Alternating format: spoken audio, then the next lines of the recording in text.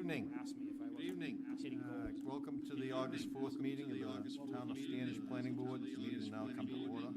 This is a public proceeding, and unless the board specifically votes to go into executive session, you have the right to hear everything that is being said and to look at all the exhibits that are offered.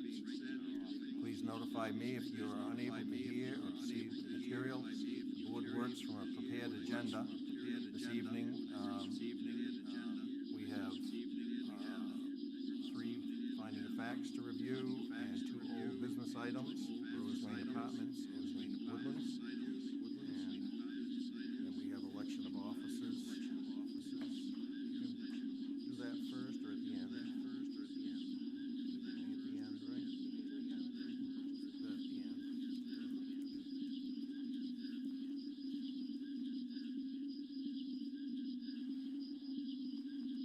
We have a complete board this evening.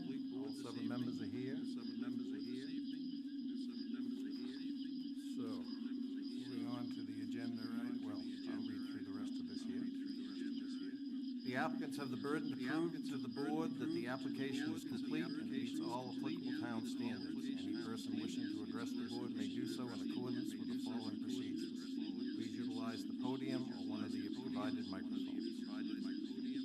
The board will open the public hearing for the applicant to present their project. And the town planner will provide his assessment of the project and hear responses from the applicant. Followed by board members, which will then ask questions and hear responses.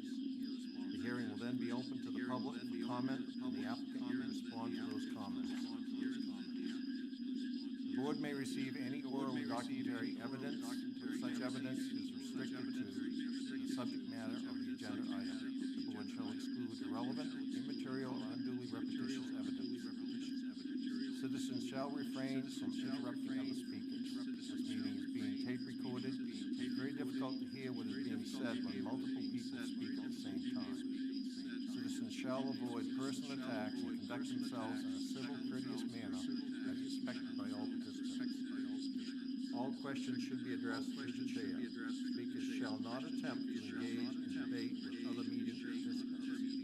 And finally, upon hearing from the public, the hearing will be closed for the application and the board will deliberate and vote on the application. Following the decision on the application, either towards the end of the meeting or at the board's next regular meeting, the board will prepare a written finding of facts and approve them for the records. Typically, the first item on the agenda would be the approval of the previous minutes, but they're still in the process of being typed up, so we will table those until the September meeting, if the board so wishes. The motion to do so. We don't have any to review. I make a motion to table the minutes until the September meeting. Seconded to table until the September meeting. Further thoughts, discussion by the board? Seeing none, all those in favor? Unanimous? Very good. Finding of facts. We had three of these. Pond Road subdivision is an amended subdivision. To correct the boundary issue. And then we had the Cameron shoreland zoning to 34 Wards Cove Road, and the Carney DeBoard shoreland zone for Rocky Shore Avenue. The latter two, I found a couple items, and Jackie has distributed and just go over what the changes were. On Cameron's, number one, condition of approval, lakeside construction was no longer going to do the work, so that had to be struck. And then, having gone to the site, there are no trees to be replanted at the site. Number four was struck, so we end up with four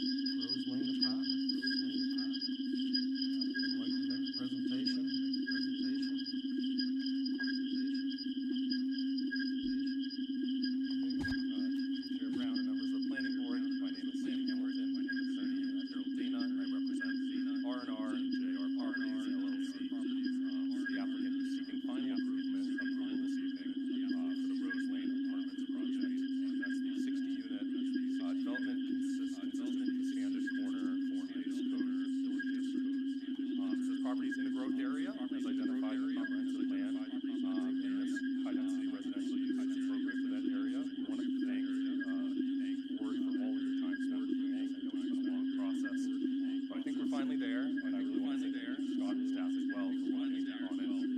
The project was first submitted to the town almost a year ago, August 12th, 2024. And since then, the project's moved along with site visits, peer review, getting all our DEP permits being issued, multiple meetings. It was voted to be found complete and granted preliminary approval by this board on April 7th, 2025. It's undergone significant professional review, including independent third-party engineers for the town, town departments, and the town's legal counsel. Our review, all outstanding issues have been addressed in this final application materials before tonight. Based on the planner's letter, as well as the town attorney's letter, Joel Palmer's review, we believe that every required standard has been satisfied. No outstanding technical reports. Request final approval this evening. I will keep it nice and short. I'm also here with Joel Pepin and Ryan Boyd, who are developing it, as well as Jeff Amos from our engineering team, who's getting for review tonight.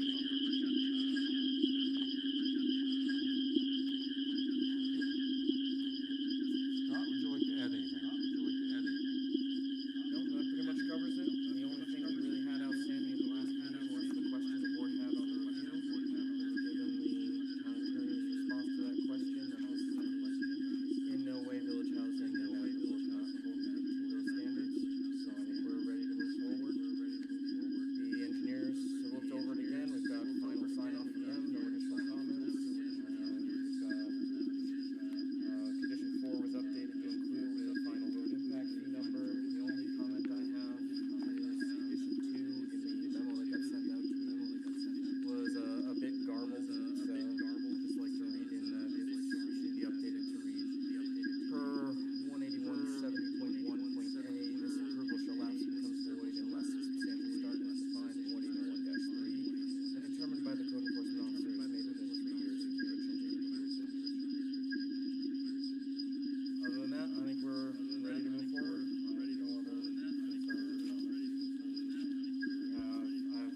I don't have it in writing, but I talked to the public safety department today, and they have no further concerns.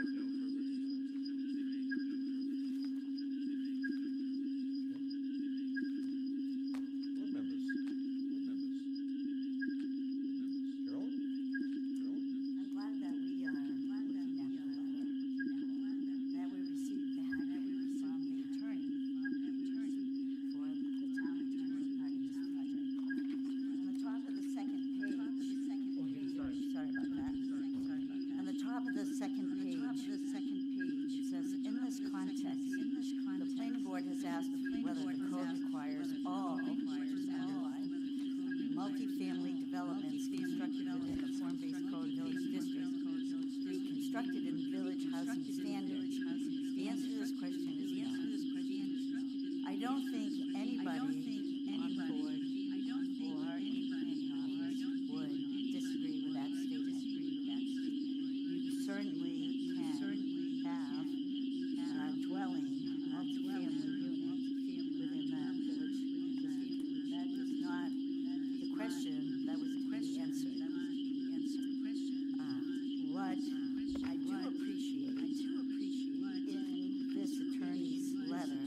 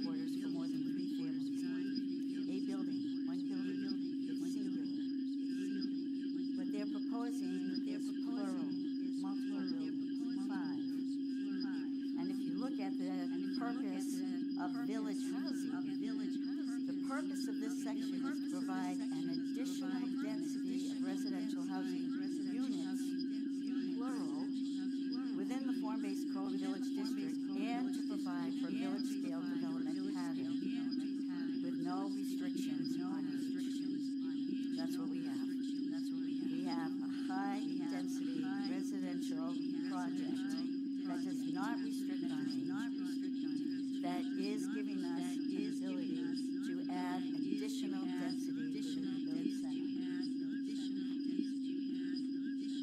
There's nothing else that I can think of where village housing would apply to. And the reason, to me, that this is so key to this development is because of all the concerns we've heard from the impact that this could potentially have on the town. Not just this one development, but if more like it were proposed within the whole area of the village district. You know, what happens with storage, trash, affordable housing, that doesn't give any control whatsoever if we just ignore that this village housing section exists within our code.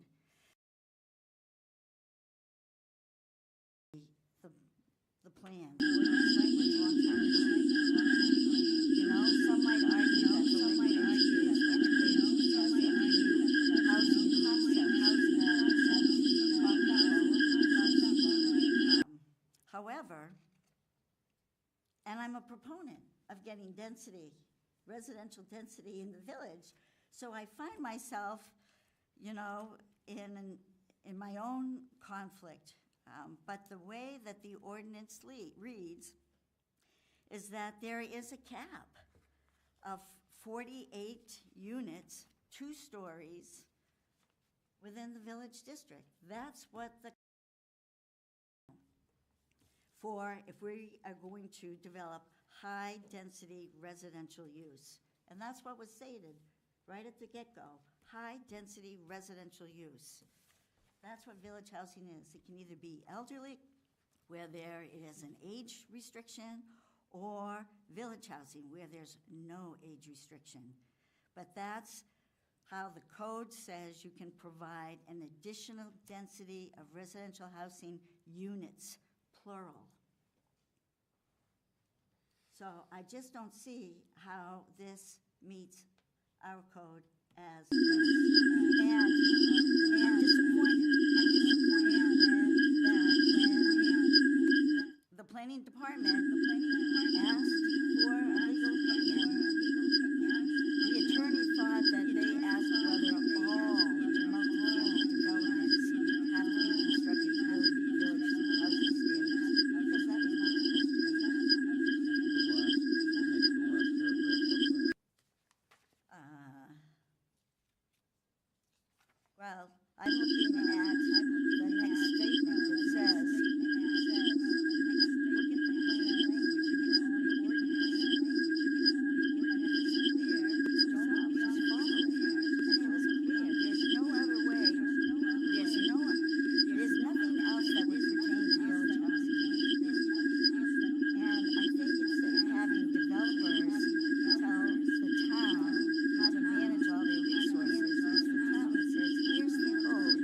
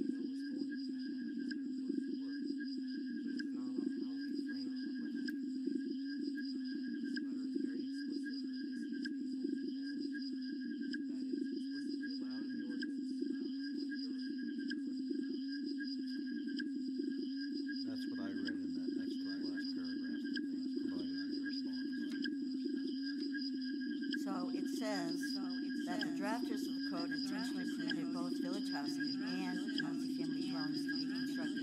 That's true, I don't disagree with that statement. You can build a multifamily dwelling.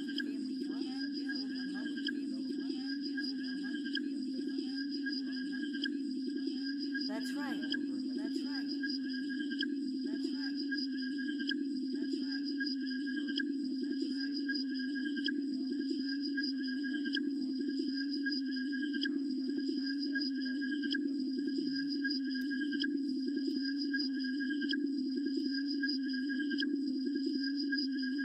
Yeah, well, I think when you look at the plain language, when you're talking about high-density residential use, there is a section that says a specific purpose.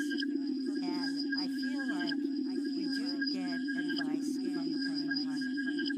And one that comes to mind is we got advice that Napa was not a wholesale entity. You can look at the entity now and you can clearly see it is wholesale. I feel like we have to read our own code, and when the language is clear, use our own judgment.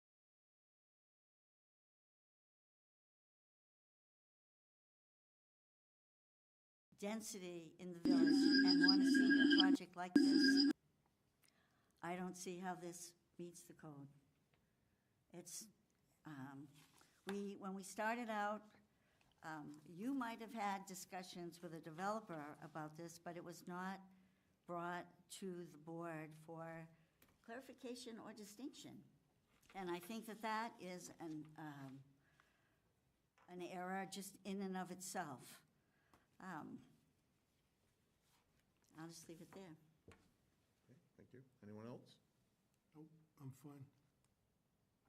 I make a motion to open to public comment. Second? Moved and seconded. All those in favor? Okay. Someone from the public like to speak? Please give us your name and address, please. Yeah, my name is Scott McKean, and I live at 8 Gardenside Drive. Is there any way we can get that map up, Scott? There we go. My concern, the Gardenside development is 38 units of 55 plus. As you see, we have 38 units, and I counted, we had about 41 cars in there. And you add the apartments, which are 2-bedroom units, and you're talking 60 units. I don't know how many cars you'll have there, but you probably have about 100. The big concern that we have is keeping Gardenside. This is a nice little community, as I've said before.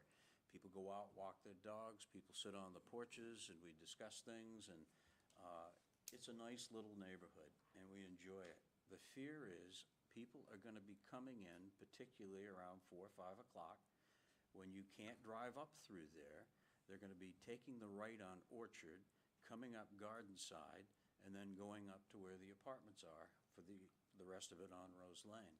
Now, Gardenside Drive is a private road. We pay for everything on that. I had talked with Scott, I believe, I had talked with Public Works, and Barbara over here had talked with Public Safety, and we're trying to see what we can do to prevent the traffic from going through our driveway. We had thought we could do something at the end of Orchard Drive, possibly a gate, and that way people couldn't use that section to go back and through. Public Works didn't seem to have a problem with that, although they did mention that they do have an easement to go down through Gardenside so that they can plow down that way. They don't plow ours, we have to do that ourselves. But Public Safety, on the other hand, was concerned having access to that.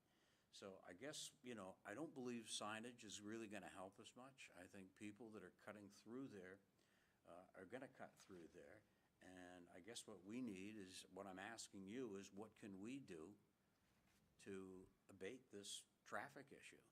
The other thing that I see as a problem with this is if you add all those cars up coming into the end of Rose Lane, if you want to make a left-hand turn on Route 25, it's a problem during those times during the day.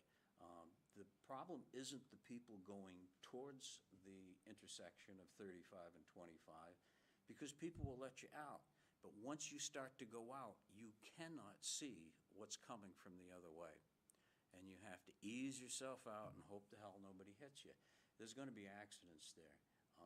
But like I say, what we need is some help, and perhaps Joel had said that he would help us. What can we do to keep the traffic out of there?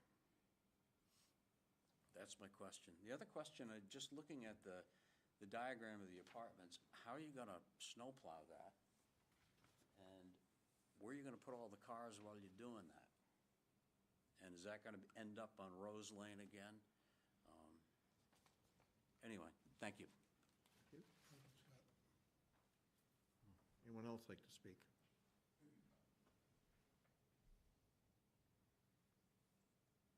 Seeing none, is there a motion to close the public hearing? I'll make that motion to close the public hearing. I'll second that. Any further discussion by the board? Seeing none, all those in favor? Unanimous.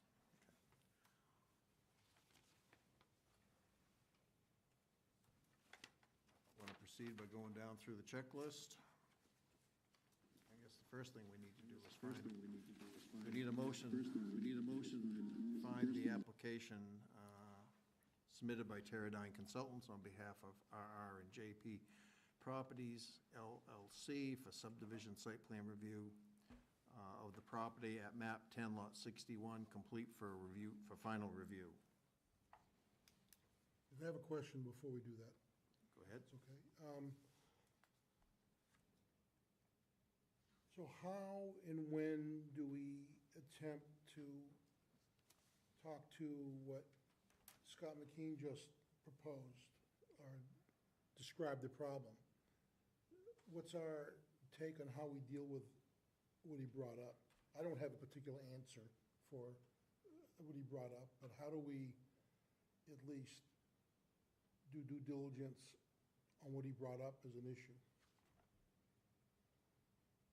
That's a good question. I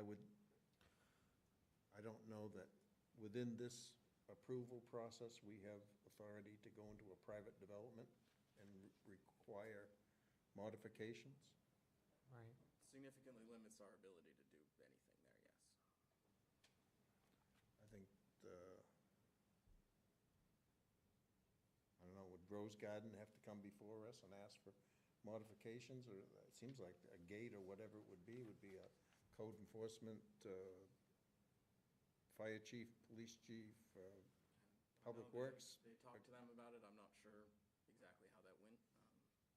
I mean, typically, we wouldn't do that. If it was a new proposal, we would.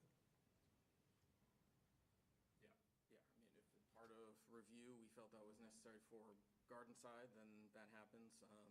Usually it's, anytime we deal with gates, it's security gates, and the only conditions that the town is looking at is making sure that there's a Knox box or something to make sure that public safety can get through them. So again, I don't know the specific concerns at garden side that govern their ability or inability to do that. I was thinking if it's an automated gate, that's probably pretty pricey. I would imagine. Could be. I have no clue. I mean, I've seen those gated communities and they don't look cheap, and they usually are manned in some way for visitors to come through as well. I don't see that as a possibility, but or even as a need to have a manned gate. Yeah. For- Gate at the end of Orchard would not prohibit them from coming down Rose Lane to enter in. It would just stop Yeah. people from going straight through. Yeah, I was thinking signage. I also just, in my mind, was thinking maybe a speed bump, but again, that would slow everyone down, which might not be a bad thing, but then you run into the problem with plowing, so is it one of the ones that you can take up? It's not a permanent paved Rubberized. curb, yeah, one that can be drilled.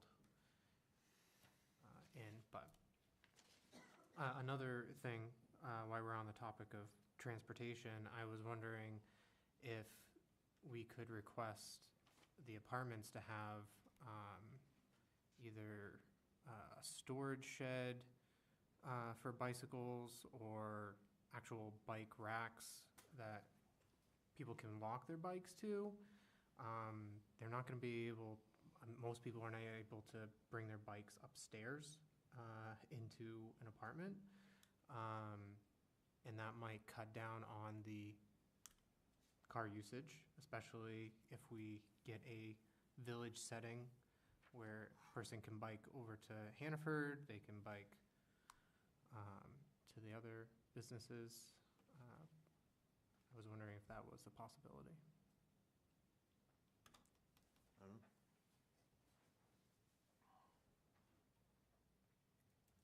There's nothing in our ordinance that requires that I'm aware of. There's no strict requirements to that kind of thing, no? It was an ask. Yeah, And also kind of fits in with the solution of less car traffic.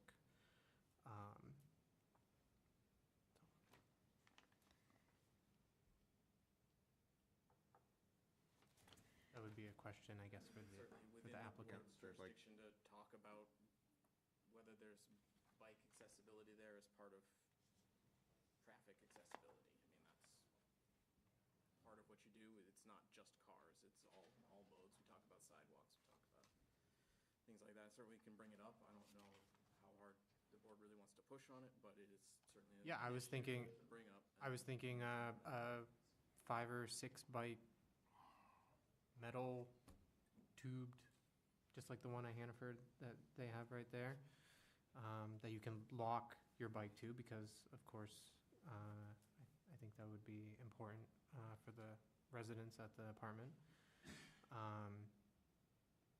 Yeah. Okay. That's all I have.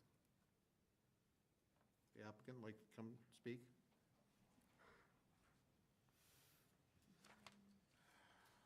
Good evening. My name is Jeff Amos, engineer at TR9 Consultants, with the applicant. And a couple things I just wanted to talk about.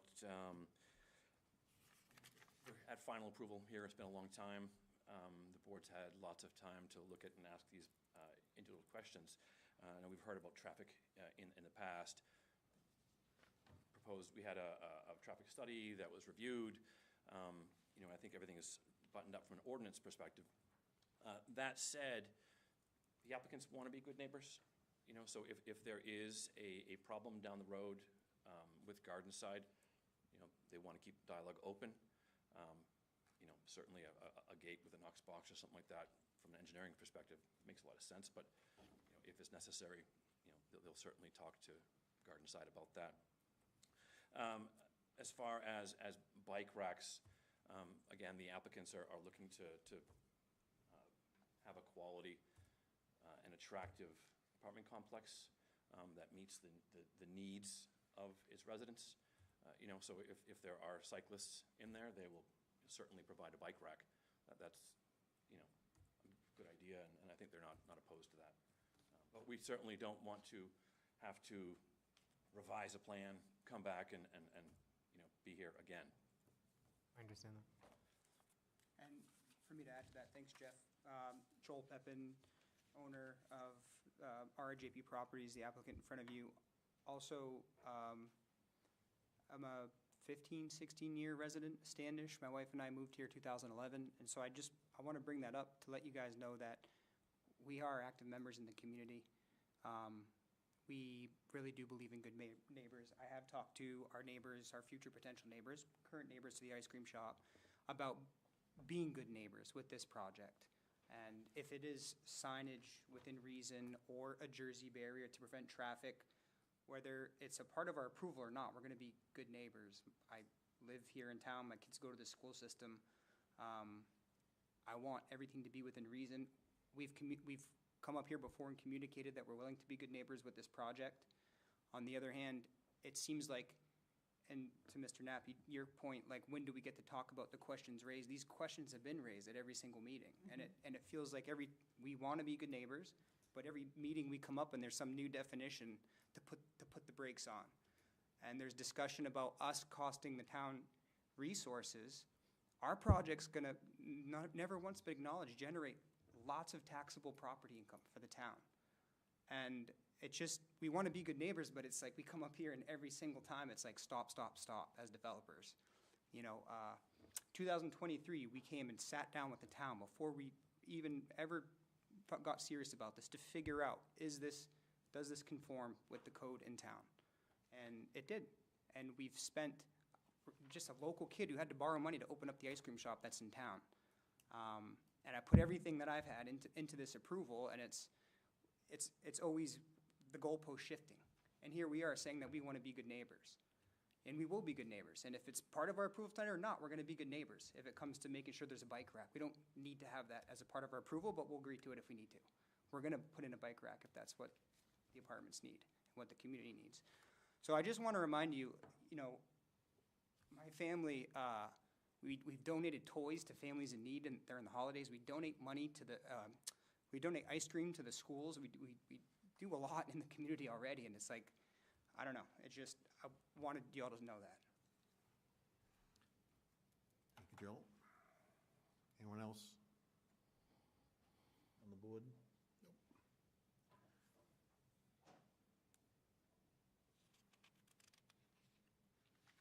So we have a motion on the floor, if I'm not mistaken, and seconded. Further discussion by the board? Seeing none, all those in favor? All right. Just for completeness, right? Yeah, Yeah. sorry. Completeness, the first. Find the application submitted by Teradyne Consultants on behalf of RR and JP Properties LLC for subdivision site plan review of the property, map 10, lot 61, complete for final review. That's been approved. Mr. Knapp, you made the motion, who's second? Who did second that? Somebody seconded it. I'll second it for the fun of this and to move it Can along. we have a little discussion? One other thing. We're just concerned about we've gone another month. Do we have any new headway with the solar contract? What's happening there? They're actually working with the town. I think they're gonna be on a council agenda shortly. We have plans. They're just working on making sure all the language is final. So, We have a condition of approval that they can't go forward with Phase 2 until that is resolved, because Phase 2 septic system affected the original approval. There's a condition in here was proposed by town attorney to make sure that this project can be approved at this level while we're still working on that one. Which is Condition 7. 7. End of page 6. Yep. The numbers are all good? Everybody's tied down with the numbers? Everybody knows what the numbers are for impact fees and performance guarantees. I'm sorry, I know, Jackie, did they actually get a vote on that completeness? Did. Yes. He said in favor, he didn't ask for opposed, but the cases that sorry. Motions are supposed to be in the affirmative, right? Yeah, I'm having fun with the fact that if there's any opposed, then that's fine, but I think it passed what I saw. Yeah, I asked for a round of hands and they passed. You want me to go through all the site plan criteria? yes, please. All right. I will read the item and then the staff's response. A, vehicle and pedestrian safety. Staff's response, the proposer should not have an undue impact on vehicular and pedestrian safety. B, impact of building and use, the proposal will not have an undue impact on public services. C, landscaping and screening. Landscaping planning has been submitted and meets requirements, and this is the site planning criteria I'm going through. D, soil and drainage. Third-party reviewers have no concern with the soil or drainage. The DEP permit has been issued. E, exterior lighting. Staff's comment, lighting plan has been submitted. F, financial capabilities. Response, reasonable evidence of financial capacity has been provided. G, fire safety. Public safety has verbally indicated that the plan is acceptable and hope to have that in writing for the meeting. Which again, don't have in writing, but again, confirmed with them today that they have no issues with this. H, sewage disposal. Staff comment, the project has adequate sewage disposal systems. I, character of the district. This project does not appear to have any elements that would constitute a detriment or nuisance to the district and is laid out as prescribed by the ordinance. J, water supply. The property is proposed to be served by the public water, and we have a capacity letter from the Portland Water District. K, applicant's standing on previous approvals. Staff's comment, the applicant is not in default of any previous approvals. L, architectural design, form-based code village district is non-applicable. TR streets and residential use do not have building form standards. M, form-based code additional standards. 1, compliance with the form-based code standards. Staff's comment, the property is subject to the previously approved connectivity master plan and is laid out true to the intention of the Standish Corner form-based code village district. 2, contribution to physical definition of the public right-of-way. The comment is the proposed layout provides a defined building wall and sidewalks. 3. Excuse me, Charlie, before we move on from 2, there's more to 2 than that. It's the physical definition of rights-of-way and civic spaces within the form-based code village district. This has been like another, like I said, I really value density in the village. I have problems with this development for the lack of civic spaces, because the intent of the form-based code, if we look at the actual words, the intent, it's to strengthen and or establish mixed-use, interconnected village-style neighborhoods based on a developmental pattern that is fiscally responsible, environmentally sustainable, but new neighborhoods shall be characterized by vital civic spaces. Again, this is just words from our own code. And I do hear, the applicants say, well, if a bike rack is needed, then we'll provide them. If you have 60 families, then a bike rack is probably needed, and it should be part of the plan. But when we've asked for any of those types of things, we hear, oh, the code doesn't mandate that. Well, the code is the minimal standard of what you're adhering to. And boards have the prerogative to say, we want a bike rack. And, we might want it for more than 5 bikes, or we want at least a storage facility for 60 families, because I know with my own family, things dribble outside the door. It's hard to contain them within the walls when you have any kind of outdoor. We want to encourage outdoor use. You've got to be able to account for that someplace.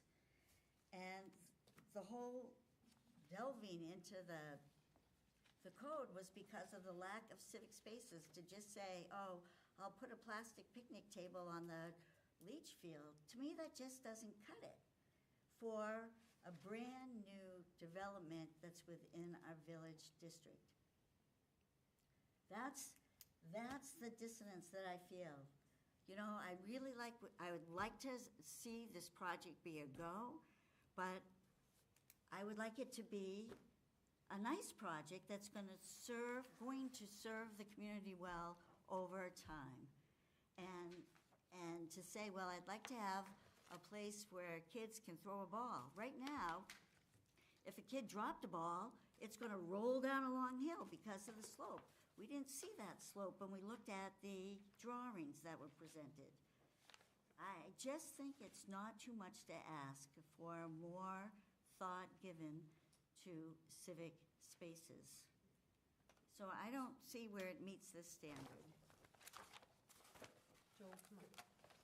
Joel Can- has a question. Can I Oops, say who's something? speaking? Andrew? Me. All the way over here. Andrew, at the end. Carolyn, if there's something that you want, would you just make a motion to say, I want bike rack, I want I don't know what you're thinking exactly, but if you make that motion, right, would that,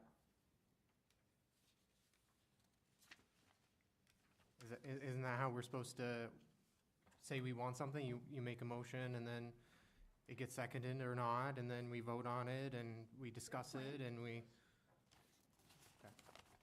Adding it to end site plan criteria. And we have to be within our own rules of, we can't say we want $1 million, or, like, we have to. Reasonable. Everything is in the attorney's letter that we have today. It includes specifically the Maine Supreme Court has held that a municipality may not impose conditions or restrictions on a project that are not called for by the controlling ordinance. So do keep in mind that things have to be tied to the ordinance. I think a bike rack is can be put under the umbrella of the traffic impacts and accommodating pedestrian vehicular traffic as we are specifically empowered to do. When you get much beyond that, you are creating things that are not specified in the ordinance. Civic spaces are laid out in the general description for the district. There are no requirements for any particular development to create public space. So Scott, would it be under site plan criteria if Ms. Spiegel wants to add something? Ms. Spiegel will have to decide what she wants to add and have some justification Well, under the ordinance for us to have jurisdiction to At have this, asked for them. at this point, wouldn't it have to be a motion to add a condition of approval that a particular item be added because they're not on the plans? Depends what we're looking for.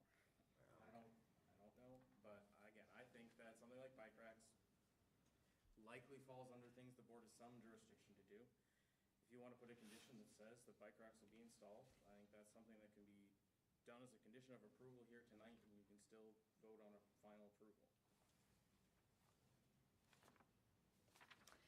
This project of 60 units creates a new neighborhood. It's a much larger neighborhood than any city block that I know of, unless it's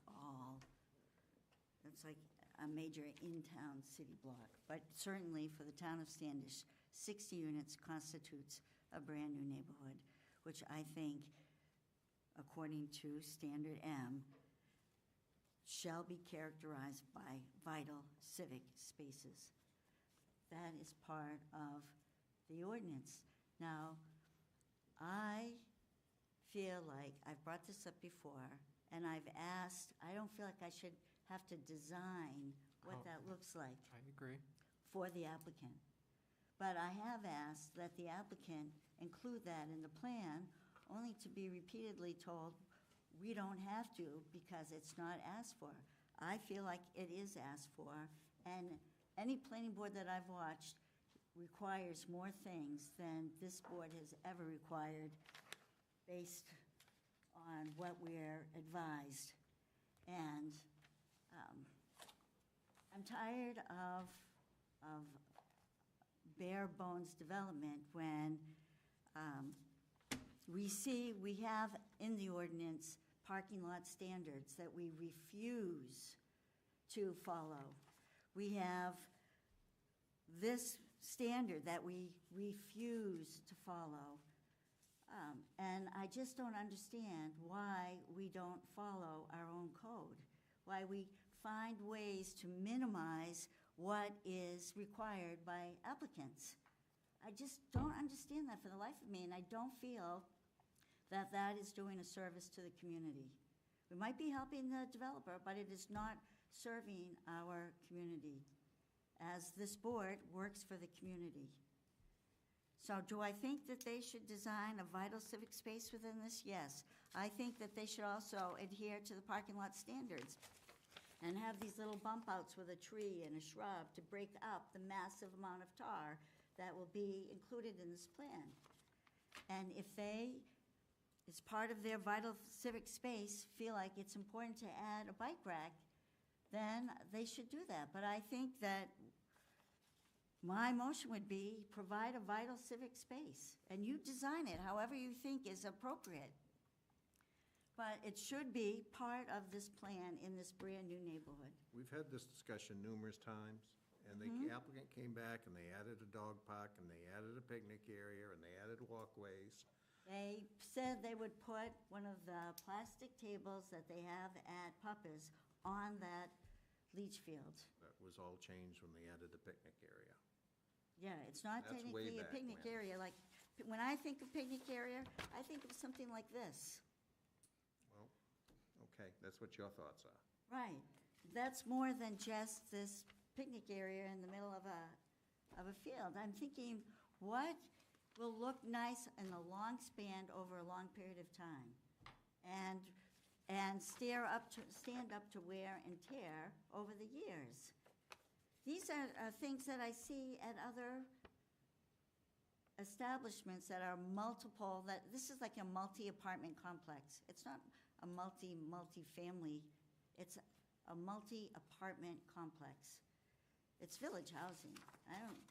There's no other way to say it. I mean, you can say it's not, but that's exactly what it is. And to say, all right, we're not gonna really call it that, we're gonna call it something else, and we're going to just try to do,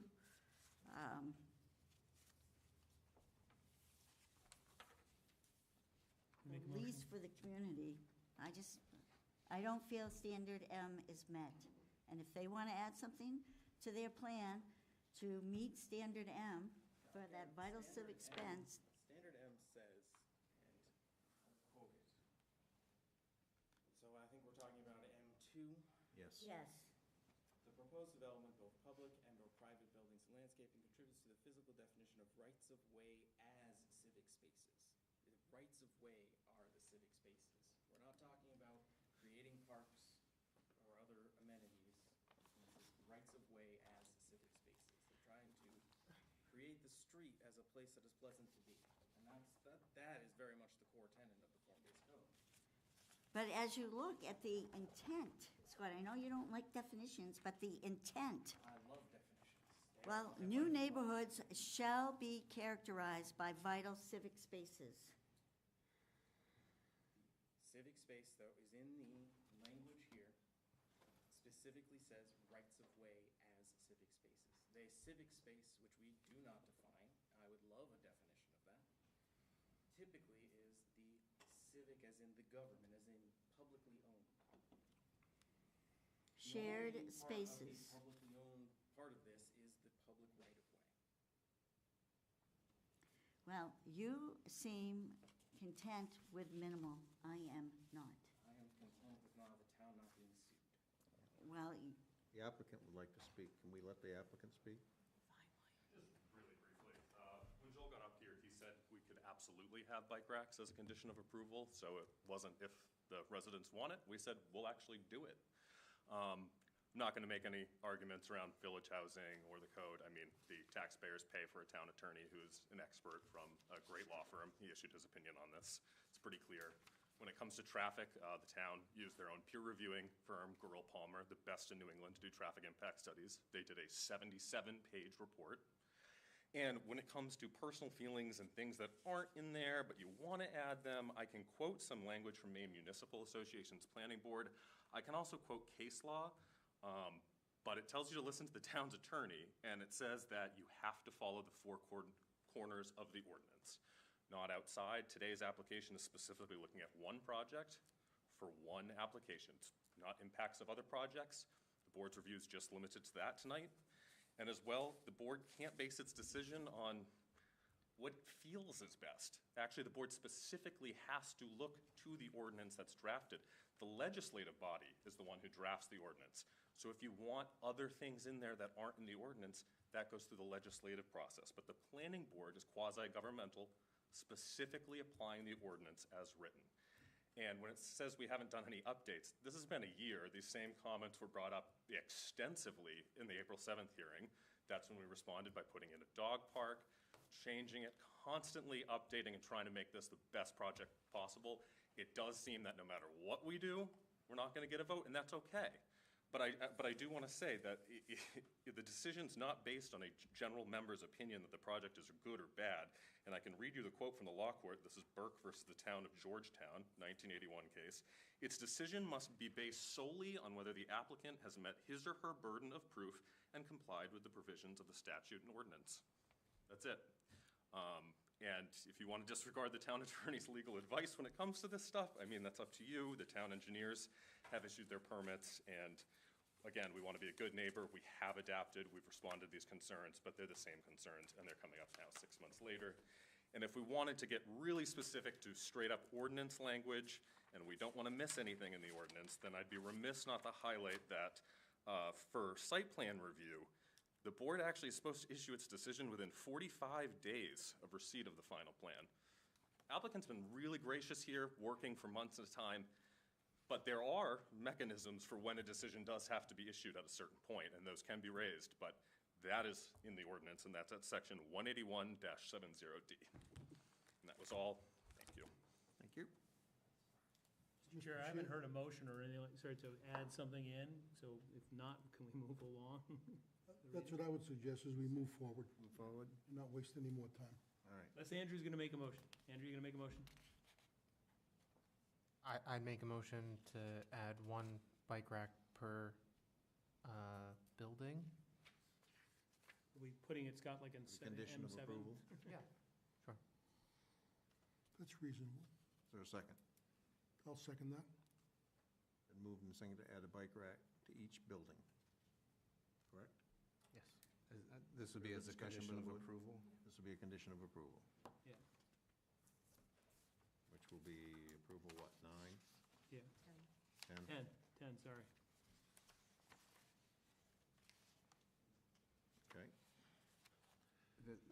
Would there be something they're working towards, like, prior to occupancy of the building, or Up to the, What do you mean? you know, when do we need to, does code enforcement need to confirm that there's a bike rack to, is typically tied to like occupancy? or I guess I don't know how that would work on these conditions of approval after the fact.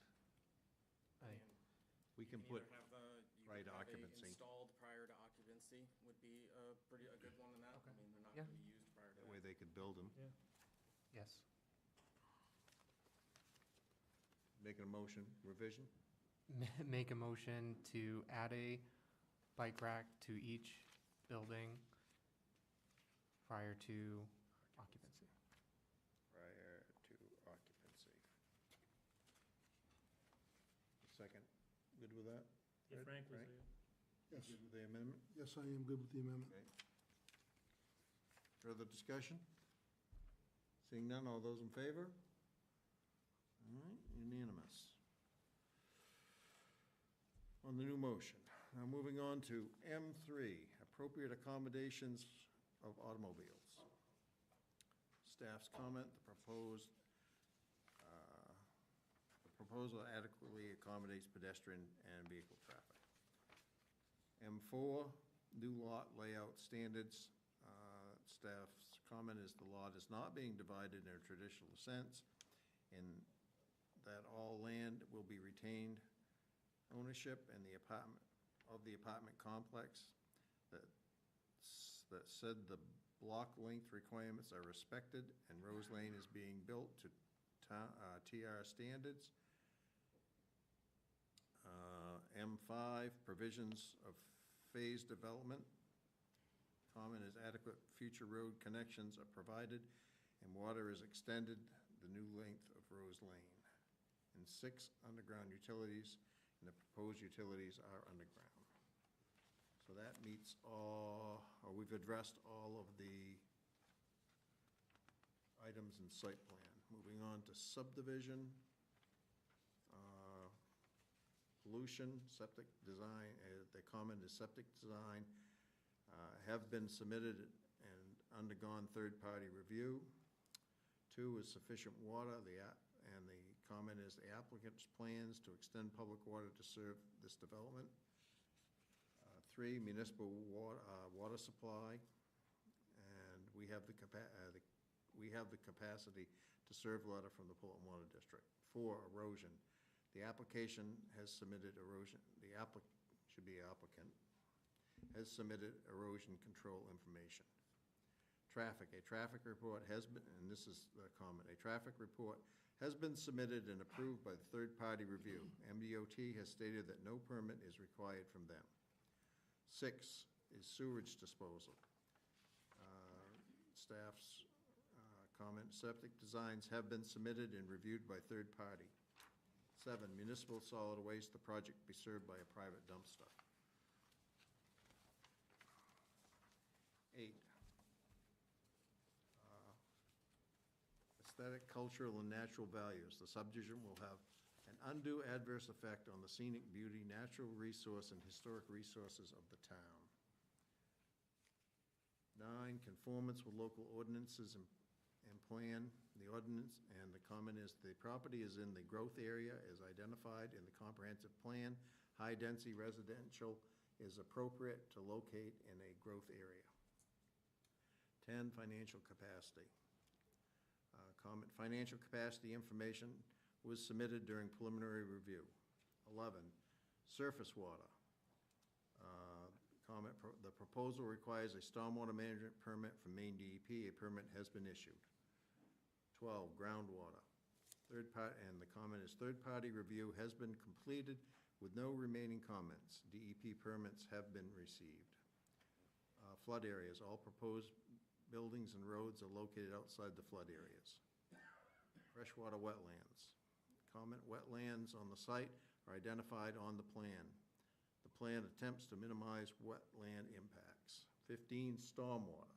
Third-party review has no remaining concerns with the stormwater plan. Permits from DEP have been issued. Spaghetti lots. There are no spaghetti lots proposed. Lake phosphorus. Comment is the proposal is not within the immediate watershed of a great pond or lake. 18, impact on adjoining municipalities. The proposed subdivision does not cross or abut an adjoining municipality. Land subject to liquidation harvesting, and the timber on the parcel being subdivided has not been harvested in violation of state law. And then, when we go through the Standish land use ordinance criteria, performance care street. I'm fine if you do not. I'm fine, I'm fine if you do not. Okay. I'm fine if you do not. Other members, anybody? Okay. So, that being said, it appears, my opinion anyways, we'll see how the vote goes, that we've addressed all the items that are required. Chair, do you want me to make the motion? If you'd like to, Well, you did all the reading for the last I'd 20 appreciate minutes. that. Yeah. I move that the planning board grant approval under the provisions of the Standish Land Use Code of the site plan of parcel map lot 1061 as submitted by Teradyne Consultants on behalf of R and JP Properties LLC, having found it to meet the review criteria of Chapter 181, subsection Part 2, Site Plan Review, Part 3, Subdivision Regulations, and all other relevant standards of the local ordinances and the requirements of Title 30-A, Chapter 187, subsection 4404 of the Maine State Statute for subdivision review with the following conditions. I will read all the conditions, I assume, Mr. Chair. I think that would be appropriate. Not a problem. All work shall be in conformance with materials and plans submitted by Teradyne Consultants, which consists of plans and supporting application materials. Number 2, per 181 subsection 70.1A, this approval shall lapse and become void unless a substantial start, as defined in 181 subsection 3, is determined by the code enforcement officer, is made within 3 years of the start of the construction or operation as defined, in which reads. This is the one that we amended. Changed. So it just ends with, is made within 3 years from the original date of approval. Okay. So that's where it ends? Yep. Okay. Don't have to read the rest of that one. Okay, number 3. This approval is dependent upon and limited to the proposals and plans contained in the application and supporting documents submitted and affirmed by the applicant or the applicant's agent, and any variation from the plans, proposals, and supporting documents are subject to review and approval by the planning board, except for minor changes which the code enforcement officer may approve. Number 4, a road impact fee of $45,951 and I think some kind of cents in there, if I remember correctly, must be paid to the town prior to the issuance of any building permits. This may be paid per phase, with $18,380.73 paid prior to the issuance of any building permits for Phase 1, and the remaining $27,571.09 paid prior to the issuance of any building permits for Phase 2. Number 5, a performance guarantee suitable to cover the $446,550, which is 110% of estimated costs, in compliance with subsection 252-22, must be approved by the finance director prior to issuance of any building permits for Phase 1. Number 6, estimated project costs and a performance guaranteed amount for Phase 2 must be approved by the public works director, and a performance guarantee in the compliance with subsection 252-22 must be approved by the finance director prior to the issuance of any permits or start of any work on Phase 2. Number 7, the applicant shall not be granted a building permit for Phase 2 of Rose Lane Apartments Development Project, nor commence construction of any portion of Phase 2 until such time, if any, that the planning board reviews and approves an amendment to the Orchard Road Solar Project Site Plan, originally approved by the planning board in February, which reconfigures or reduces the size of Orchard Road Solar Project in a manner that fully accommodates Phase 2. Number 8, finalized Phase 2 plans must be approved by MDEP prior to the issuance of any permits for the start of any work on Phase 2. Number 9, if required, an MDEP permit by rule for the utility crossing must be submitted prior to the issuance of any permits or the start of any work for Phase 2. If a permit is not required for the utility crossing, then the communication from MDEP stating that it is not required must be submitted to the town. Number 10, Jackie, I don't know if we have the wording, One bike rack is to be added to each building to be installed prior to occupancy. Seconded. Further discussion by the board. Yeah, no, I just have a question about the whole Phase 2 thing. Because before, we had an opinion that we should not even be thinking about Phase 2 until we had the information about the solar. And now, like, I can see us voting on the final project for Phase 1, but we have language about Phase 2 in here when we don't have that document complete.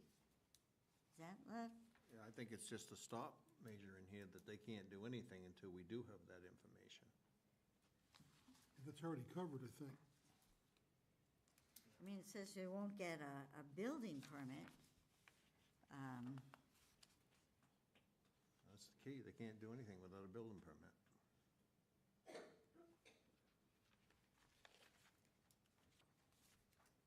Well, it does seem to go against what we were advised before by the attorney.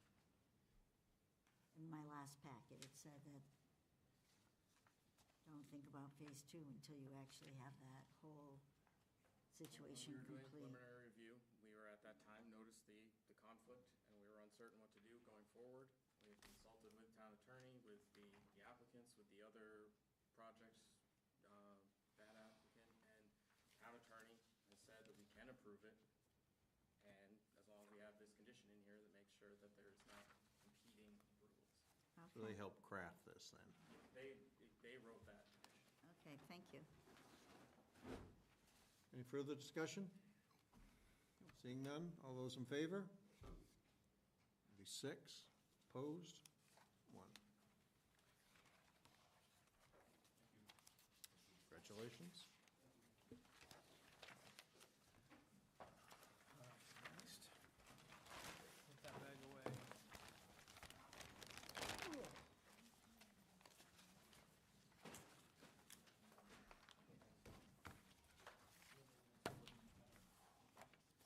Everybody else set to move forward? All right. Our next item of business is the Woodlands. Mr. Roma, right, looks like you have the floor.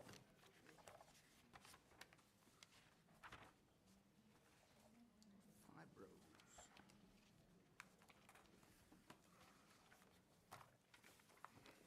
Are you all up to speed on this one?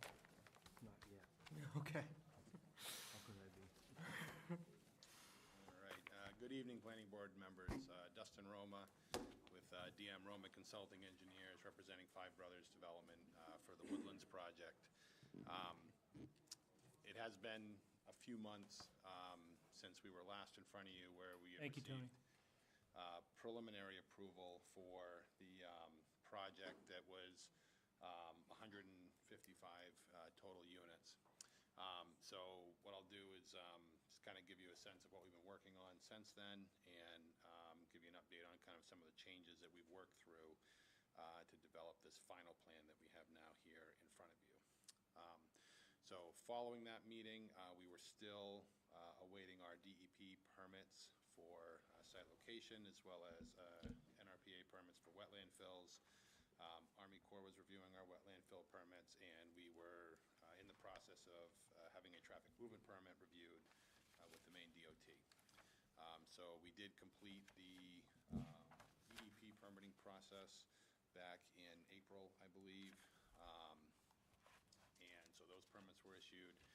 The Army Corps process was fairly extensive. We actually had to do on-site walkthroughs of all of the wetland crossings throughout the project. They looked at each one case by case, making sure that the areas that we were crossing, each of them were in the best locations and that there weren't better alternatives. So that was kind of a fairly drawn-out process that we had to do on-site with them, but in the end, they did not change any of the crossings that we had, so they agreed everywhere we were crossing was the best location, and they approved the project as it was laid out. We were working through the DOT process. At the time we came forward for preliminary plan approval with the town. We were just kind of beginning that process with them.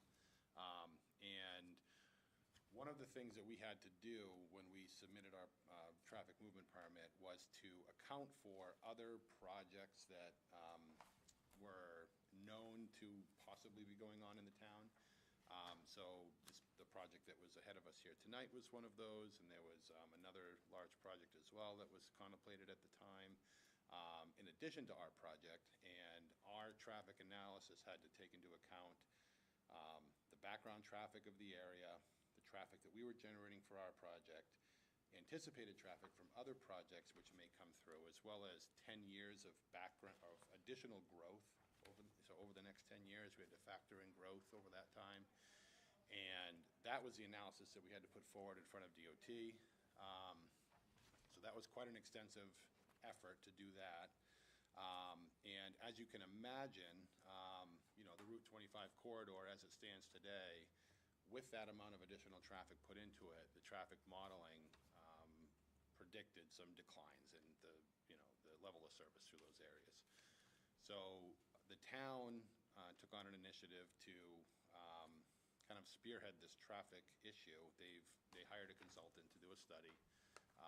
That study took some time, and as a result, they've built in some short-term and long-term plans for that corridor, which I believe will go through the town permitting process and everything. But in the end, they were able to develop an impact fee structure that is not the same as other impact fees in town, but it's kind of a sound engineering method to determine what's an appropriate impact for a project to generate, or to contribute towards these improvements. So that process we participated in over that time since we've been away from you. And that's been, at a point now where we feel we can come forward with a plan. So also during that time, we had extensive discussions as our development group about the product that we were going to be building in here and what sort of market we were going to be aiming at for these homes. And we really have a sincere effort to make these homes as affordable as we can. Some of the previous plans had a larger building envelope, so the homes would be kind of more consistent as to what you'd see through some of the neighborhoods that have been built recently of single-family lots. And what we've decided to do is basically kind of shrink down the size of the home that would be built on each of these lot areas. Look at some one-car garage options instead of two, and really try to get to a more affordable price point for people. So about the same time we were doing that, we started getting some site work prices in, and it was evident that we had to make some changes to the design to kind of spread out these expensive infrastructure costs over these units. So all these things kind of came together, and what we've put forward here is a initial phase of the plan that we feel is reasonable for us to build out over the next couple of years. And it lays out the units on this roadway to take advantage of the infrastructure that's just being built for that roadway. So in summary, the original plan that you had given preliminary approval to had 63 total dwelling units on what we were calling Road A, this 1,000-foot road that's coming in off of Bonnie Eagle Road. So 63 total units were on that, which included the 24 units of multifamily dwellings that were in its own kind of site plan off to the side. What we've done is we've removed those multifamily buildings and installed single-family homes and pad sites for duplexes along the roadway in the place where those were located. And also, we've shrunk the building envelopes down, again, trying to get to a smaller home.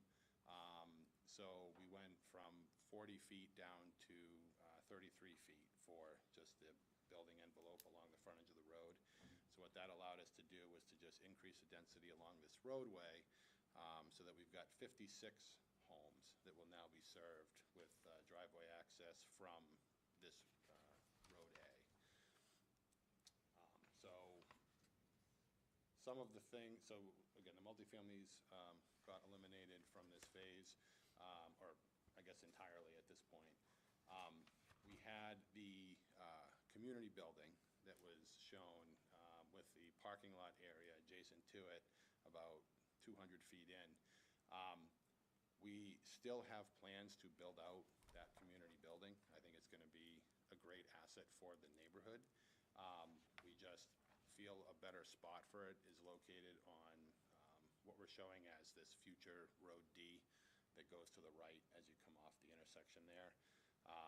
So we do have plans for that building to be located in a future phase. We've got plenty of space to do it. We'll have an adjacent parking lot based on kind of those preliminary layouts that we had. So while there's nothing on this plan that binds this project to necessarily build that in the next phase, I just wanted, the board to know that we've laid that out. We're, fully intend to do that. We just think having it in that different location works out perhaps a little bit better, and allows us to kind of just build out this phase first, and it's entirely with the homes. We still are setting aside that area behind the units with some level area to the left. So basically on both sides of the road, we're going to have a large flat area that's all graded out and grassed in, so that in two separate locations we've got space for recreation. One of them, there'll be two big leach field areas underneath it, so that's on the right-hand side as you're looking to the plan up there. And then the other is, in that kind of light green space, so we'll grade that out as well for outdoor recreation area. We've got trails connecting the two spots. Again, we've shown you kind of the big vision for the overall plan, that this trail network would continue on. But for now, we've reduced the scope of exactly what, again, we're going to build initially, and it'll just basically create linkages between these two areas, but not necessarily go all the way out to where those future roads would extend.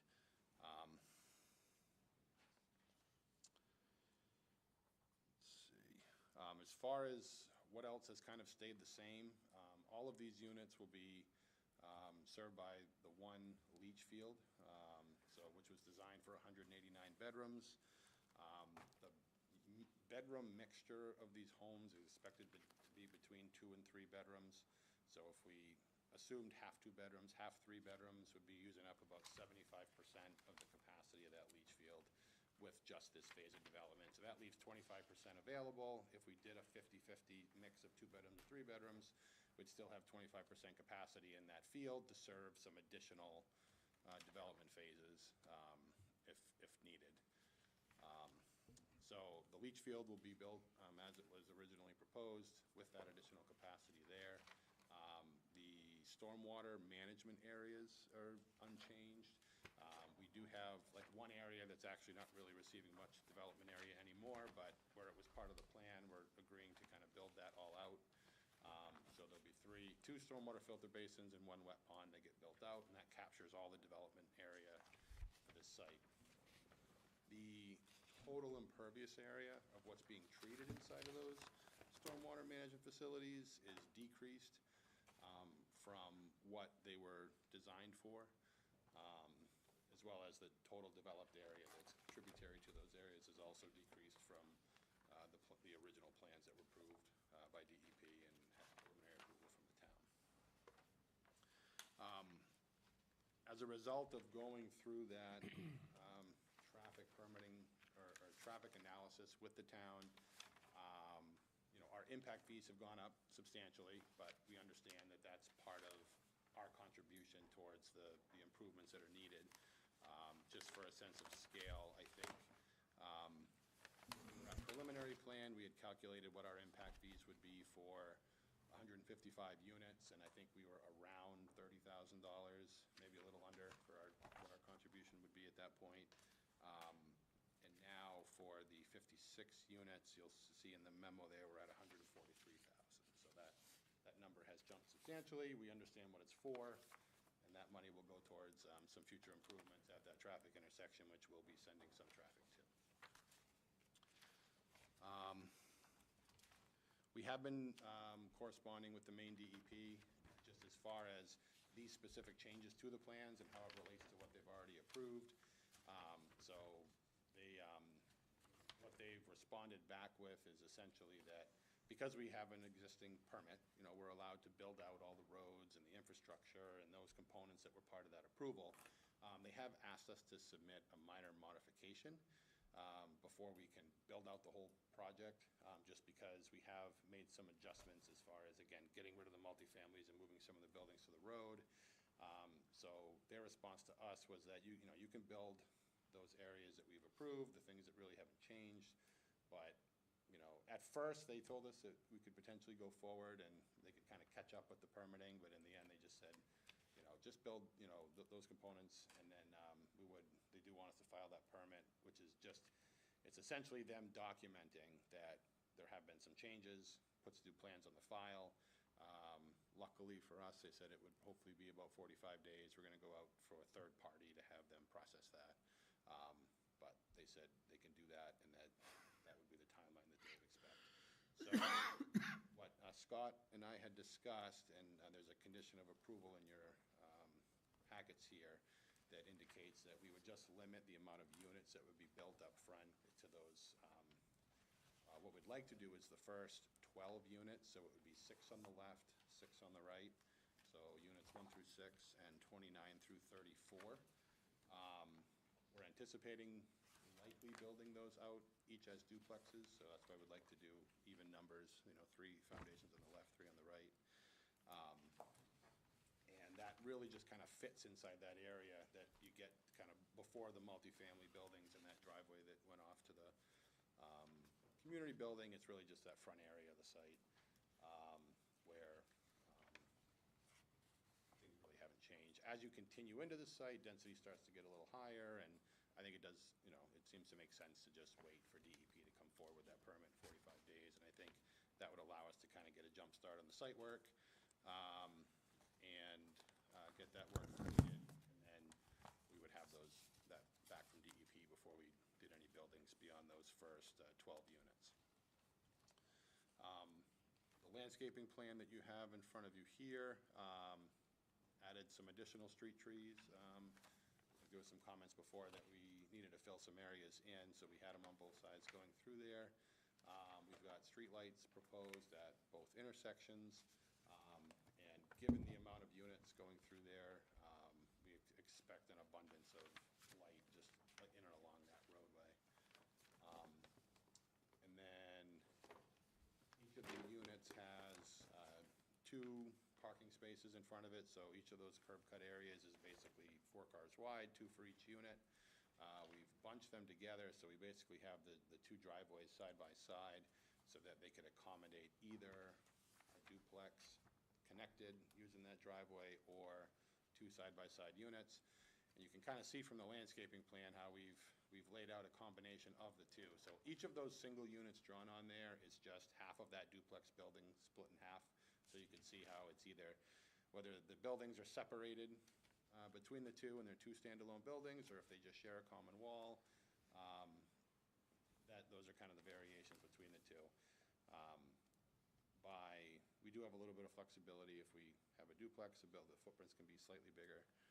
We can just accommodate that space as floor area instead of space between the units.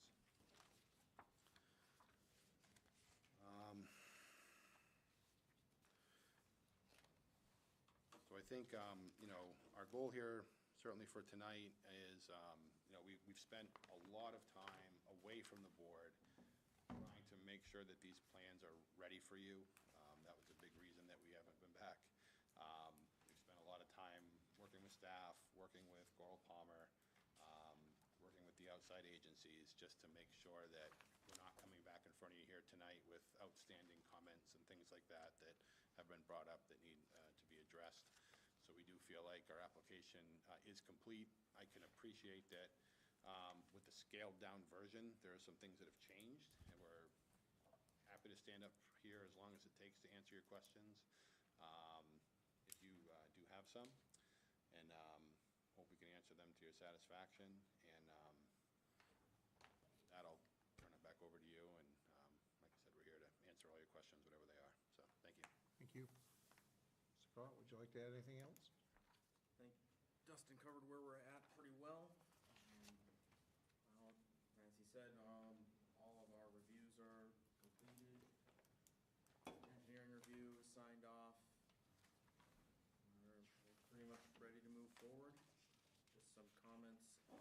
Again, I don't have anything in writing from public safety, but I have discussed it with them, particularly with the turning movements for the sort of expanded turnaround at the end of the road.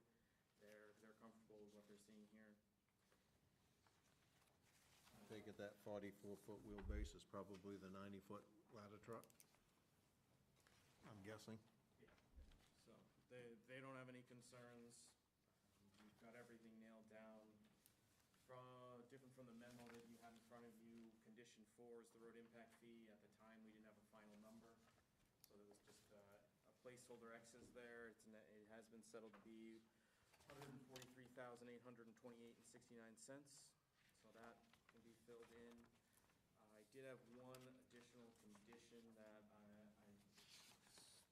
forgot to get in here, and that is the condo docs were reviewed by the town legal attorney for preliminary review. The ones we have today, there are some minor revisions, and those didn't get reviewed. So I think we should have a condition in here that town attorney okays those. So that would be condition 8, to have the condo docs reviewed by town attorney. Otherwise, we're good to go. I guess to Dustin's point, I am comfortable with that condition 6 being lots 1 through 6 and 29 through 34, instead of 1 through 5 and 33 that's on here. I think that was either a misremembrance from my conversation with Dustin or something like that. So I'm comfortable with making it those if the board is. sense we don't split the What were foundations. they? So this is. 1 through 6 and 1 through 20, 6. yeah, and 29 through 34, they're just adding. Six units on the road coming in, and all six of those, if you can look in the plan here, they sort of fit within the abutting properties, so I think we can all be pretty comfortable with those. my Haven't hinge changed crushing's from terrible. previous plans, there's no, the multi-units aren't in there, the road to get to the multi-units are there, all of that is within the DEP okay that they have received, and I gave you all that communication that says they're okay to work under their existing approved permit as they continue their review there to get the revisions done. And that's, I mean, certainly from my perspective, that's comfortable. If the board is concerns about that, that's the board. And that was 29 through 34. Yeah. Thank you. I had a recommendation for a condition too, so we don't get into a situation like we had last month. Is that prior to the issuing an occupancy permit, the perimeter lot monumentation is to be set at all unmarked corners in conformance with Article 16, subsection 181-84A8. Because I think if we had had that in the subdivision, they would have noticed that the back line was not in conformance, and we wouldn't have had to do a revised subdivision. It definitely would have made it get caught sooner, that's for sure. Yes, hopefully. Yeah. Especially start digging holes in people's yards, they. I have a question. Yes. With the condition to do the first 3 duplexes, is the road gonna be built all the way to the end? But Yeah, so what it is how does that work? yeah, so we have a requirement to build out infrastructure through base pavement before we can even get any building permits. So we're gonna work that out closely with Goral Palmer and Public Services. Beyond the first 3 Yes. houses? Okay, Yeah, cool. yeah, because we actually have to build the septic system and all the sewer that goes to it and the water main, so there's all that utility works that get done beyond. It's just those buildings, yeah. I have a couple questions. So, is there a defined X number of phases for this entire project? In other words, should I think of this still as a 155-unit project, or should I consider this a 56-unit project? So, How should I, the board, look Yeah. at this?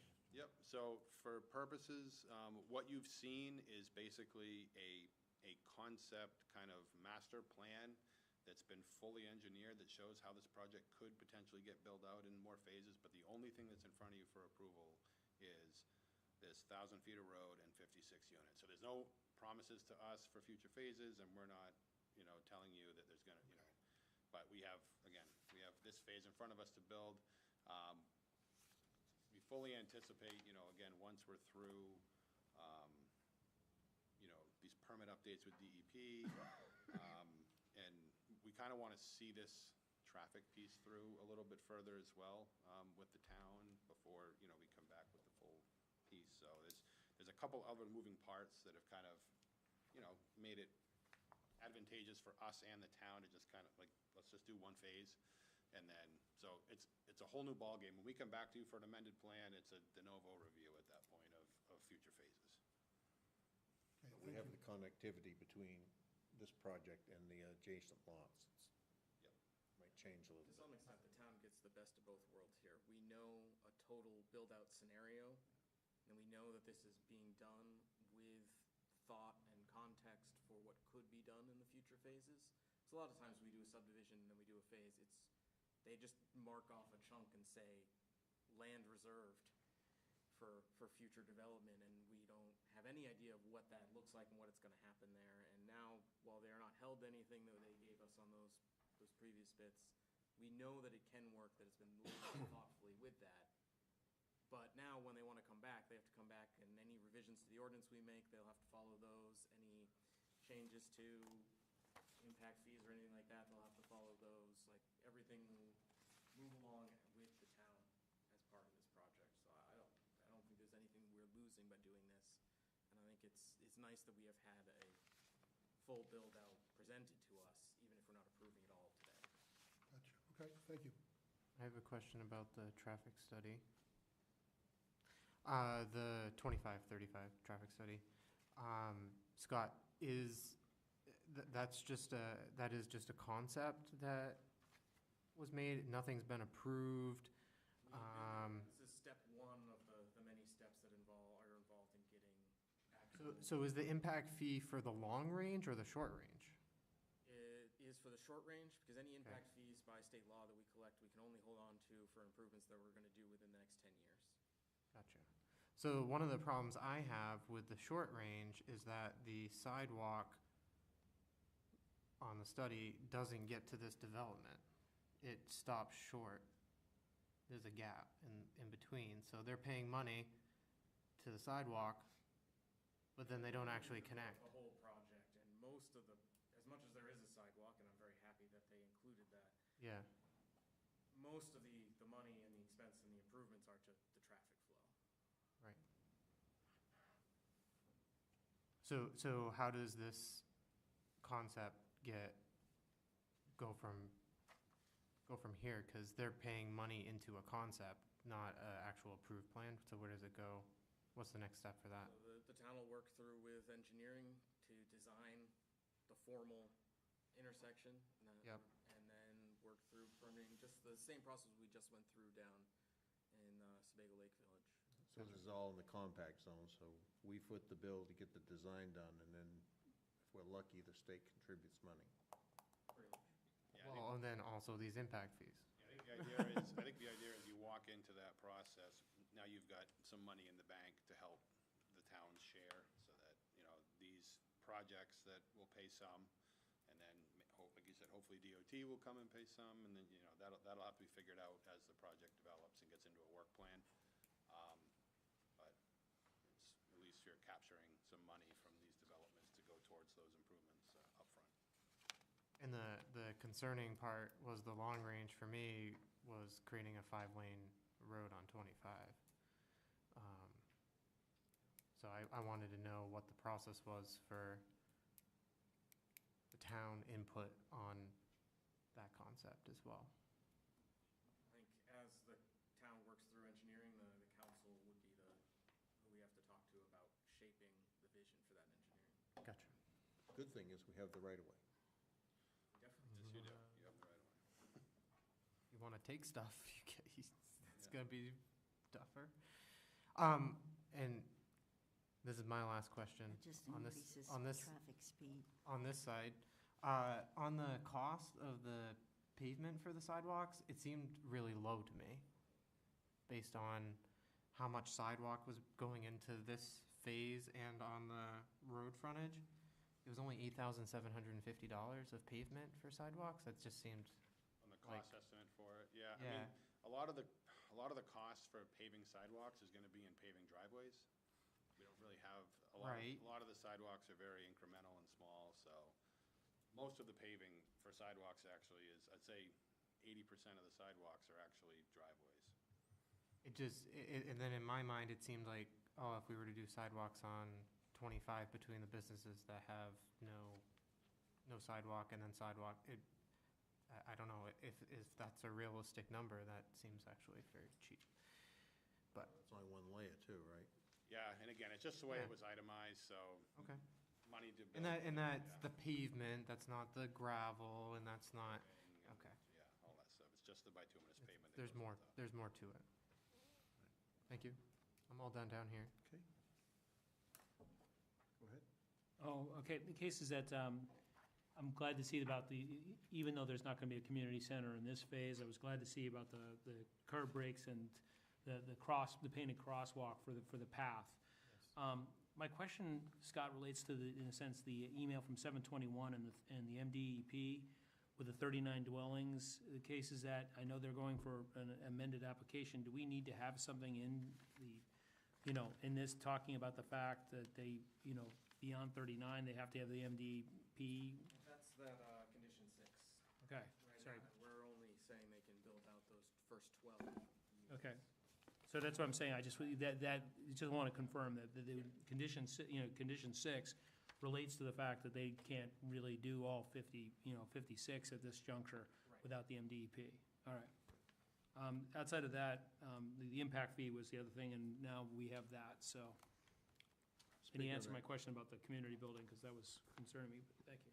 I'm all Speaking of set. that crossing, isn't that the one that Goro Palmer recommended that the striping gets changed so it doesn't come in the middle of a driveway? Yeah, we kind of struggle with that a little bit, because it's not an ideal situation, because to walk straight across the road, you end up right at the corner of someone's driveway. So what we've agreed to do is basically create a 6-foot wide level piece outside of the driveway before we do the tip down, and then the crosswalk would just get angled a few degrees so that it connects the two, so. It's more perpendicular? Yeah, it'll be slightly at an angle, and it'll have a flat landing outside of the driveway that, with a curb.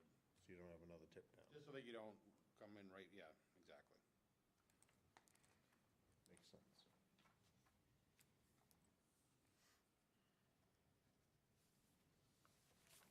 For anybody that wants to know, we're talking about GU2. The crosswalk at the top. Sharon, I just have a couple Carolyn? questions. So for the septic system, it says it requires a monitoring plan. So who does the monitoring? Is that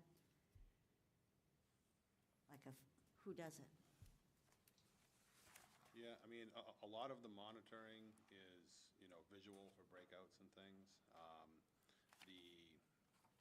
That's something that we're gonna have to work out, I think, with the town. I mean, whether it's, we hire a third party that's just gonna come in and sample and log, and there'll be a report. That's what I would vote for, is a third-party monitor. I think the town has enough responsibilities not to assume that one. I mean, it's the responsibility of the owners of Condo units. the condo units to do it. And it's in the condominium, the condo docs has the monitoring plan in it. It's just gonna be exactly how they report that to the town. Yeah. Yep. As long Yeah, as so- it's them reporting it to us on a Yes. regular Yeah. Oh, basis yeah, versus us having that It's responsibility. not a code enforcement going out and checking septics. It's self, the condominium association has to report to the town the ability of that system to continue functioning. And there's, the advanced treatment systems that are in there. There's all kinds of, locations where you can just pop a hatch and take samples, and you can see the efficiencies in different areas. So I think we'll work to kind of develop exactly what that plan is going forward. And it's one of those things where if, things are good, you kind of spread them out a little bit, and, but we'll work with the town on that. Okay. Then, And most of that is in the condo docs that were submitted. Thought I read it. So we do have that. okay, thank you.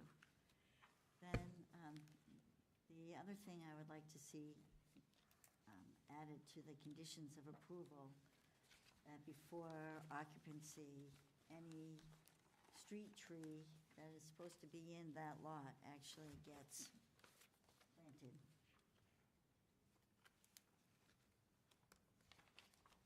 So that those actually are installed while the plan's being constructed. Yeah, so we're okay with that. So any street tree that's located inside of like the limited common element of that unit would need to be installed before, so yeah. Right. Yeah, that makes a lot of sense.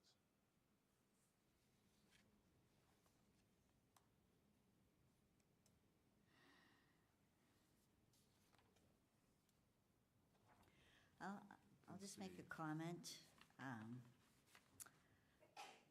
I think this is another project that has really great potential within the village. And now the entrance is lined up with Apple Lane, correct? Yeah. It is, yeah, we had to acquire an additional property to do that. Right, it is. So that makes sense. I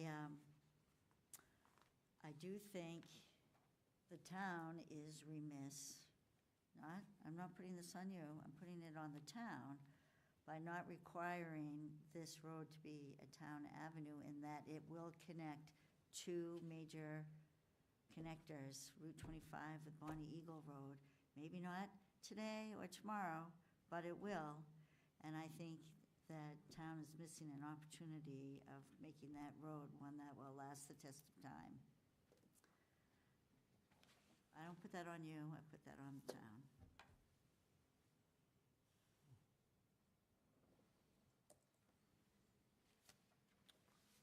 As they've worked with the developers for the planning, because it does connect two major corridors.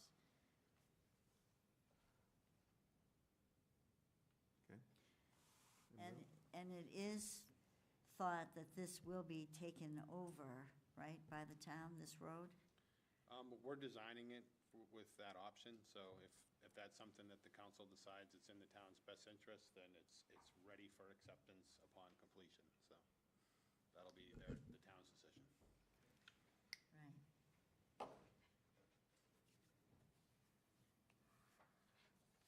All right. Does that change HOA fees? Does that, when that happens? I mean, if the HOA is going to have to be set up with the assumption that those will be private roads to be privately plowed and Yeah. resurfaced at their cost.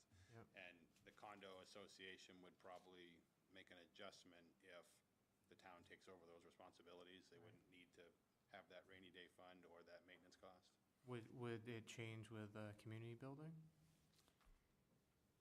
Would it change? or without a community building? If there was no community building, would the HOA fees be lower? Yeah, so are these first residents, they don't get a community building, you know, are they paying the same thing that their future residents are gonna pay when there is a community building? You know, I So the HOA fees are going to be set every year. So Yeah. every year, they're going to propose a budget. And at some point, we anticipate that there would be a community building that would be in that budget and that, but again, that's. like staffing it and the upkeep of the building? Yeah, maintenance, all those things. I mean, that would be reflected to the, you know, if there's a community center that is maintained privately by this neighborhood, then they would. So then they could say, we don't want a community building because we don't want to pay for it at that point? No, I mean, it's, No? there's the I condo know they're docs- getting a community building condo whether they docs are like set it or up- not. Yeah, the condo docs are set up as with development rights of the developer, the declarant, so they at their option, they can build a community center, and by rights, the association would have to assume maintenance of it. I mean, the good thing is the association can always rent that out for functions Yeah, it's their and make some money. completely private. I've seen Oh, yeah. places recently that they've done that, so they have an Watch it, option to make a little money. Not Watch Lake, the Limerick one does.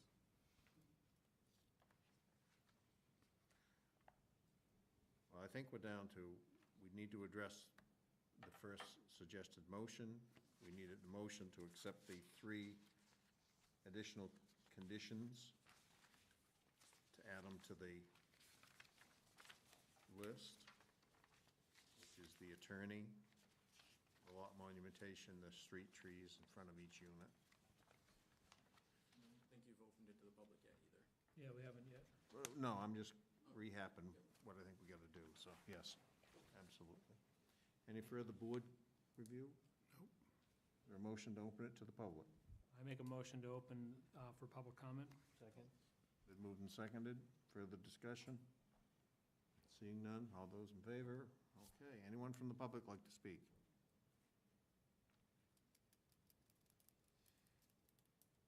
Don't see any, so I guess we can close the public hearing. Make a motion to close public comment. I'll second it. Moved and seconded to close public comment. All those in favor? Unanimous, okay.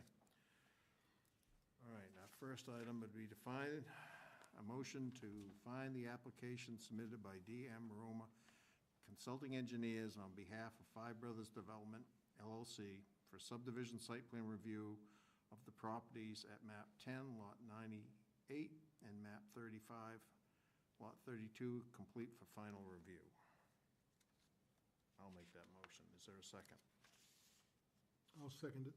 Been moved and seconded to find the application complete for final review. Any further discussion by the board? Seeing none, all those in favor? Unanimous, okay. Now, is there a motion to add the 3 conditions of approval that we have been talking about. I make a motion to add the 3 conditions of approval and also make sure that the road impact fee, Scott, was 143,826, 82869. I guess if we're hitting all the changes, we're also gonna change that condition 6 to 1 through 6. Yeah, 1 through 6 and 29 through 34, sorry, Mr. Chair. Very good. I make that motion. Second. It's been moved and seconded to add the 3 conditions that we talked about and to add the road impact fee and to change condition 6 to units 1 through 6 and 29 through 34. Any further discussion? We had a second on that, right? Yeah. Andrew? Andrew? Yes.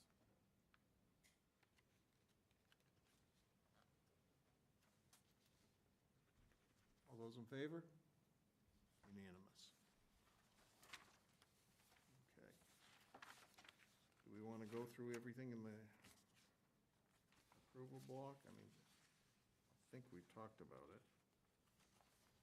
I make a motion to waive the reading. Yeah, I mean, if anyone has a concern, I guess now's the time, right? Yeah, anybody got any concerns with the site plan criteria, subdivision review, yeah, I'll get it out here. Site plan review criteria or subdivision review criteria? None. This, under subdivision, item 5, that's covered by condition 4. Yep. And under, moving right along to performance guarantee, that's condition 5.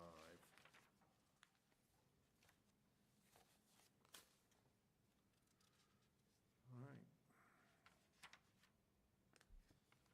Board has recommended a motion, staff has recommended a motion to the board that the planning board grant final approval under the provisions of the Standish Land Use Code of the Woodland subdivision of parcel lot 1098 and 3532 as submitted by Dustin Roma on behalf of Five Brothers Development, having found it to meet review criteria of Chapter 181, Part 3, subdivision regulations, and all other relevant standards of the local ordinance and the requirements of Title 30A, Chapter 187, subsection 4404 of the Maine State Statutes for subdivision review, with the following conditions, which we've gone through all 10 of them. I guess I should have mentioned this earlier, the condition 2 is the same sort of garbled language from the last memo, so it should read, per 18170.1.a, this approval shall lapse becomes void unless a substantial start is defined in 181.3 and determined by the code enforcement officers made within 3 years from the original date of approval.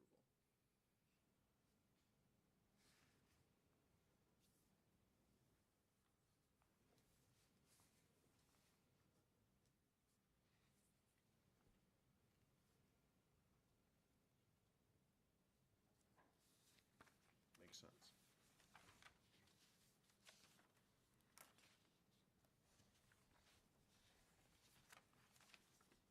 Okay. You need a second on that motion? Did I move it? Then we need a second. I'll move it. Second. Further discussion by the board? Seeing none, all those in favor? Unanimous.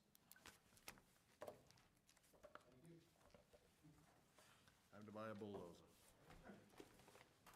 As I said. Okay, our last item of business is to appoint or elect a chair and vice chair of the board for the next year. I'd like to make a motion for Charlie to be considered as planning board chair. I'll second it. Been moved and seconded. Are there any other motions?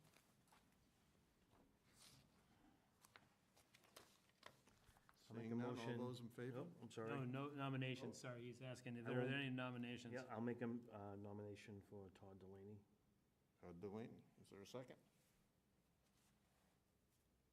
not gonna second myself, but that's okay. Thank you, Sean. Sure.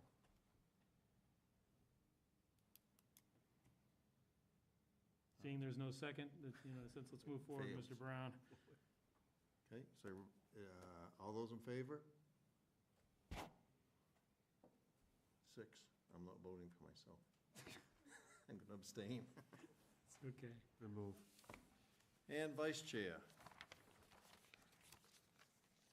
Is there a motion?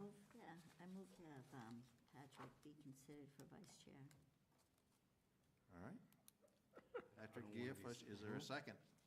Patrick. Sorry, he's declining, I think. Patrick, are you declining? I would prefer to have Frank, so I guess I would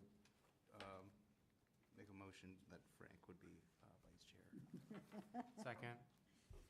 Moved and second, Frank. Is there a further motion? Seeing none, all those in favor? Frank? Is that Frank. what we're Frank, voting for on? Frank. Okay. Congratulations. Now Thank you- you. Now you can't leave for the winter. Is there a motion to adjourn? Motion to adjourn. Second. One thing, I was Okay. just getting back to the comment from the gentleman with Garden Estates, Garden Yeah? side. Garden Side. I mean, what about a simple sign that says dead end? Yeah, I mean, they can try any of that stuff. Private I way. put them up on our Private road when way, it yeah, was private private, way is somebody pretty sawed good. them off. But for Those don't people work. that Garden don't side, know, if those it's don't not work. dead end, they might not go. Just a thought. There's probably Electrocution. things they can try, and that's one of them. It's a private way. They can do pretty much anything they want to do. Yeah, because it'd be trespassing on private property, so it'd be like a